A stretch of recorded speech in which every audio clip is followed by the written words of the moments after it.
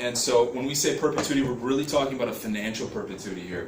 One of the things that is unique about when you're starting a company, you begin at syndication. That's the coming together of the work, coming together of the capital to form a perpetuity, and what's called a value perpetuity, because we haven't really realized any cash flow as it relates to it.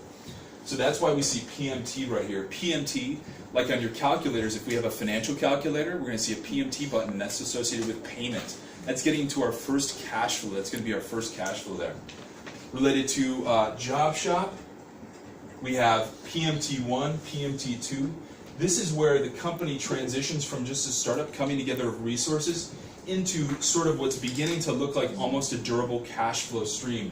But these are disparate payments from different accounts, so they can't be called one singular cash flow stream. As we move to a perpetuity, our model for business changes. It turns into one that's more recurring type revenue, so the CF actually becomes recurring. It's no longer just disparate customer. This is repeat customers over and over again. And that's why we have the formula for valuation that actually begins to hold is CF over R. And this is our perpetuity value. This is our benefit stream over the discount rate. This is where the time value of money begins to kick in. And we as entrepreneurs or on the build side, we can start thinking in terms of selling our company. So this is ultimately where we're at in terms of perpetuity. This is where all entrepreneurs are trying to get to, at least to a perpetuity. Now, if we're going to set our goals really high and we have like something like a Facebook, we have a growing perpetuity. A growing perpetuity in the formula has to incorporate what's called a growth rate. A growth rate is modeled with a G. So taking our CF over R, we can add a growth rate to it, and we don't add a growth rate with a positive. We actually subtract the G, a growth rate, because we're discounting the discount rate. We're making the discount rate smaller, which is going to increase the valuation, because when we decrease the denominator in a formula, we increase the actual output of the value. So that's why we see CF over R minus G. That growth rate is really key to increasing the valuation of the company. Moving from a growing perpetuity like a Facebook to a diversified company, let's think of diversified companies like GM, or not GM, but like GE, for example, that have tons of different divisions, consumer division, auto, industrial divisions. Those are where we're going to have to start valuing companies in terms of perpetuity itself, number one, perpetuity 1, plus perpetuity 2. These are where the differences are going to have to be factored in terms of valuation.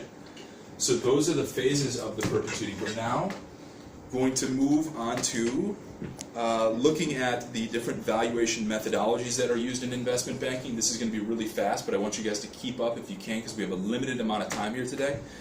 So we're going to start out with the valuation methodologies. So we're going to erase. Does everyone have phases of the perpetuity written down?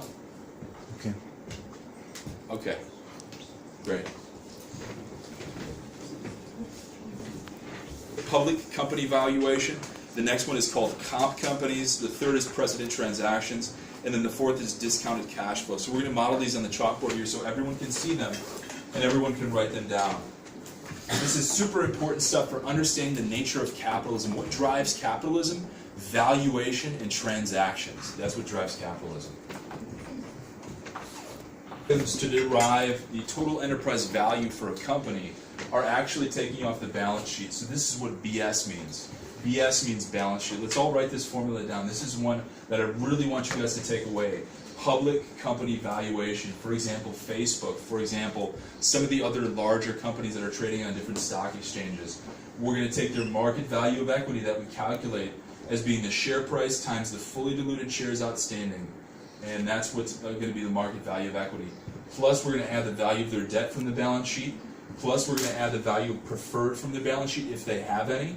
Plus, we're going to add minority interest, as well as subtracting cash. The reason we're subtracting cash here is because cash is already counted in the valuation of the market value of equity, so we don't want to double count it.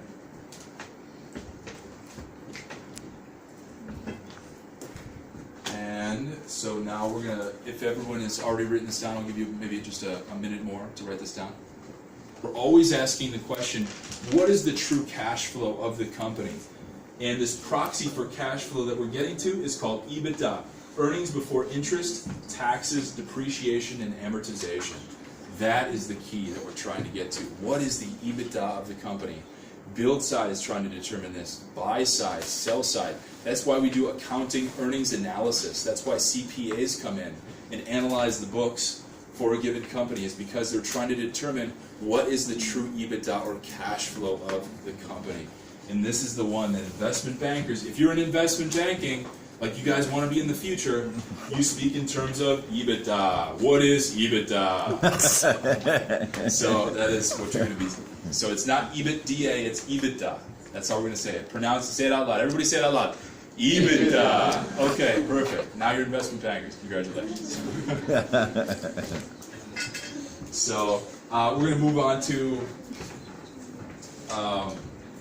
on to multiples-based valuation. Actual investment banking deals get done. They look at comparable companies trading on stock exchanges, and then they derive what are called an EBITDA multiple and a revenue multiple, depending on what type of industry they're in, to determine the valuation of a given target. In addition to that, we look at what's called precedent transactions, and these are transactions, M&A transactions, mergers and acquisitions. M&A is mergers and acquisitions, so we have to know that as well. So we look at mergers and acquisitions transactions that have happened in the past, and we derive a valuation depending on their implied valuation multiple. Revenue, EBITDA, we're going to be using these to extrapolate a valuation for our given target. So for example, you're going to see things like this.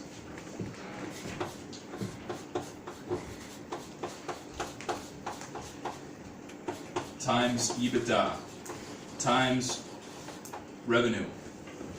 These are what we're going to determine our valuation. So for example, times EBITDA. Let's say the implied multiple, it's called. Let's say the multiple is 10x. So if we have a given cash flow, EBITDA, we're then going to multiply our cash flow times the 10x multiple to get the valuation of the company. That is what investment bankers do. They determine the EBITDA as well as the given multiple to determine the valuation of a company to then facilitate a transaction. So facilitating a transaction means getting paid, getting a fee for doing investment banking. So the key word for an investment banker is... Who here has seen the words M&A? Has anyone seen the words M&A? Okay, maybe. This stands for mergers and acquisitions. Mergers and acquisitions. Merger is a corporation, a corporate M&A department, actually going out and buying a different company like Facebook. Acquisition is a similar word, but more on the private equity side. So mergers and acquisitions, private equity, as well as corporate M&A departments. All right. So we've taken care of multiples-based valuation. So now we are going to get into what's called the final valuation methodology is called discounted cash flow. And discounted cash flow is what we talk about at universities. It's more of a theoretical valuation of a company. A lot of professors like to reference it. One of the ones, if you guys want to write this down, a very famous guy who discusses valuation is Aswath Damodaran. He's from New York University, or NYU. He's the leading guy in terms of valuation, in terms of DCF. So DCF is what we're going to talk about in just a second here.